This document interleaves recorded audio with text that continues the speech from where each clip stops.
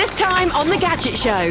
Yes, seriously. It sounds impossible, it looks futuristic, but it exists now in the real world.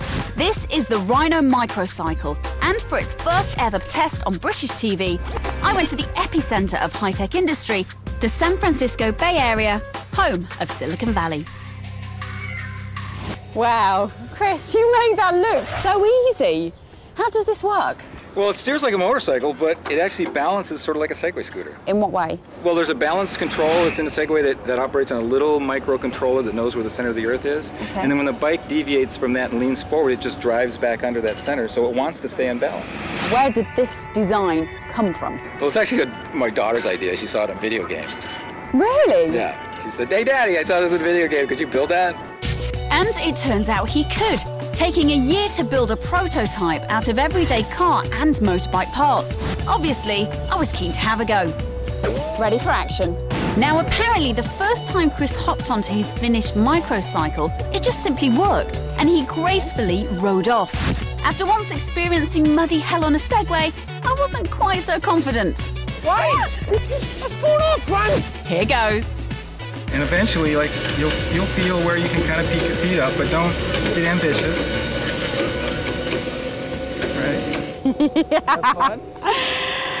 That is actually a really, really weird feeling. It is quite hard to get used to. I understand the whole point saying it's like a Segway because it is exactly the same feeling of balance and kind of finding that centre of gravity for you to make sure that you can drive it, but it's quite weird steering this. Right. It is very bizarre. The best way of steering is by shifting your weight from side to side. But at this stage, I preferred sticking to straight lines, accelerating with the twist grip. I'm not even holding on. So you're a total natural. That makes a change from falling off a Segway. Top speed is 25 miles an hour, and a 1.5 hour recharge gives you a range of 30 miles. It's great, isn't it? And it feels like such a compact machine, but you feel so comfortable and so built and so sturdy. Chris hopes it could be used as an urban transport that could be ridden right into your home. And this is the elevator move, so you can go into the elevator and spin around and push the button. Oh, you could, couldn't you? Totally. We take it up to my condo all the time and charge it in my apartment. If the microcycle is going to really succeed, though, riding it needs to be as easy as, well, falling off a bike. I must admit, once you find your centre of gravity and your balance, it just feels so easy to actually ride. So here's the big test. After just the briefest of lessons, can I put my feet up and go solo?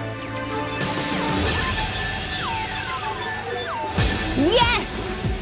I want one.